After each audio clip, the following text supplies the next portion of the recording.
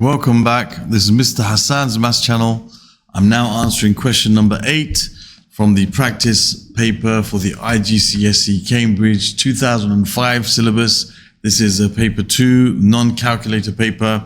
And here is one of those questions where, a lot of students, they have to kind of step up now because we are not allowed to use calculators for such calculations. And even in the past, the old paper 2s would say, without using a calculator, work out, and they would give you a question like this. So, you were also required not to use a calculator and you would have to show your steps. But in this case, we don't even have a calculator with us in the exam room. We can't even check to see if we did the right thing. So when we want to add and subtract fractions, what we have to remember is that we should make the denominators the same. So when you have a mixed number, like you have 1 3/4, and we want to involve this in a calculation, you got a choice. You could, keep them as mixed numbers, deal with the whole number parts first, and then with the fractions after that. But I find it's much easier, especially when we have subtraction, for us to basically just change everything into an improper fraction first before we proceed. And for multiplication division, you should do that anyway. So it's much better for you to just change everything into an improper fraction and then proceed to do the operation. So 1 3/4, we want to write this as an improper fraction.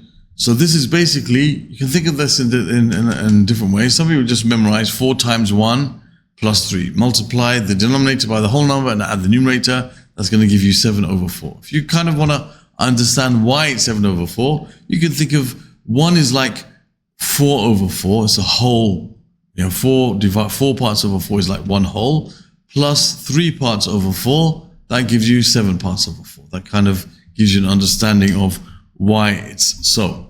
Okay, because initially we were, 1 3/4, it's really 1 plus 3/4, which is 4/4 plus 3/4, but we just don't write the plus. This means the same thing.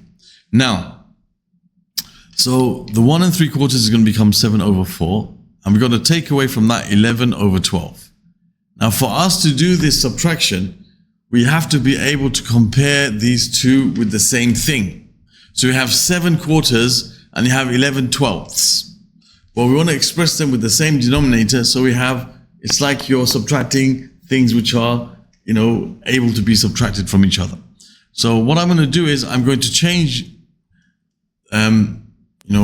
one or both of these such that the denominators will be the same. Now, 12 and 4, the LCM of those two numbers is 12 itself. So we can make the 4 into a 12, and the 11/12 can stay as it is. You don't have to change it, because we can make the 4 into a 12 very easily by multiplying it by 3. If you multiply the 4 by 3, the numerator must also be multiplied by the same number. So that's 7 times 3, which is 21, sorry. So you end up with 21/12 minus 11/12. Now that gives you 21 minus 11 is 10/12, and we have to write our answer in its simplest form as we are instructed and as we should normally do anyway. And we can see here that we have two numbers which have a factor which is common. So the 10 can be written as 2 times 5, and the 12 can be written as 2 times 6. The common factor is 2, cancel it out, we're left with 5/6. Okay, and this kind of understanding of how to simplify fractions, like I've written here, will be very useful for us when we do algebraic fractions as well. Okay, so that's how we subtract two fractions from each other. And there's the answer, 5/6. Okay, so if you would like to see the other questions from this paper, I've saved them on separate videos. Each one, also saved in a playlist with the topic and the paper. The paper playlist is over here. So other questions from this paper, you'll find them on the playlist or in the playlist that's linked in the link over here at the end of the video. At the end of this video as well, you'll find a link over here to my playlist about arithmetic with fractions for the non-calculator paper, for the for this new syllabus. And here you'll find my playlist for basic arithmetic from this syllabus, just general arithmetic topics. And on the top here from the old syllabus, you'll get some basic arithmetic questions there, which are very similar, especially when we had questions like this and it said do not use a calculator. We had to know how to do this anyway from before. So thank you for watching and see you soon.